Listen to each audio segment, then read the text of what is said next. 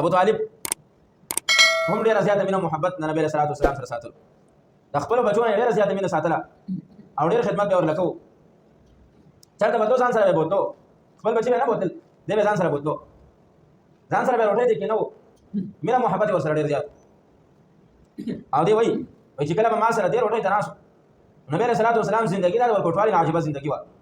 وای دا خپل مخ نه خوراک او چې روټي ته بناسو خبر مې نه کوي خاموش بناسو او د ضرورت مطابق روټي به بڑا هر وخت به خراب نه کو ډېر خپل عادت پکيو بیا څو وخت یې تقریبا د نبی صلی الله علیه وسلم عمر 12 کال تر رسیدلې دی ابو طالب د شام په سفر باندې د تجارت په حواله سره یو قافله تیار کړه او دې سردار د قافلې مشر نو ته وی چې دا سفر ډېر اوږد دی او ته به ستړی بشي څه تکلیف به درته ورسېږي حال تا نه شم بوتلی چې کله دې روان شو نبی صلی الله علیه وسلم ورپسې شاته روان شو خپو بزان سره راچوت کړو روانې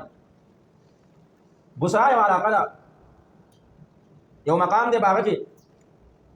دې دما وکړه دا قافله به ودرېدې دې پسې باندې پیدل سفر وي چا به غسل کول چا به خرڅول کول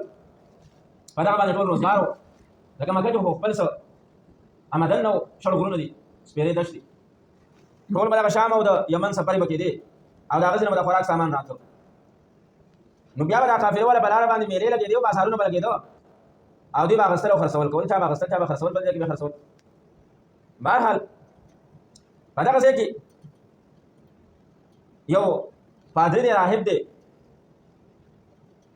هغه راهب چې کوم دا ډېر وخت پس بروتنو او د عیسایانو راهبانو پادریان چې کوم هغه به دا کار چې دی په غارونو کې ناس او عبادت به کوو د عوامو سره به څه معامله نه وه البته دوه قسمه راهبان یو هغه چې هغوی به ودونه هم کول او خلکو ته رواز هم نصیحت او بل قسم هغه چې هغه په غارونو کې یو ځان له ځای کې ناس او عبادت به کوو چا سره به ګډون نه کوو هغوی به ودونه هم نه کول دا به نیکان خلک دغه راهب دا به کله کله راوتو او چې کله به مینا یا بازار لګېدو نو په دغه موقع به نه راتلو چې کله به څوک نه و نو بیا به راوتلو نو په دغه موقع باندې چې نبی علیه الصلاة وسلام او دغه قافله ابو طالب په دغه بصرا مقام کې دمه وکړه بازار ولګېدو دغه راهب راووتو نوم یې بواحره او نیغ راغلی بازار کې ګرځېدو نبی علیه الصلاة وسلام یې ولیدو او د لاس نه یې کلک خلکو ورته وی چې دا څه کې وایي تاسو ته پته ده دا هلک څوک دی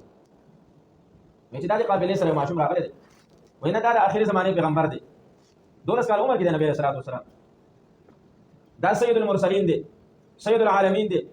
سید الرسول دی هغې ورته وایي تاسو دلیل څه دی وایي دلیل درته ویم وایي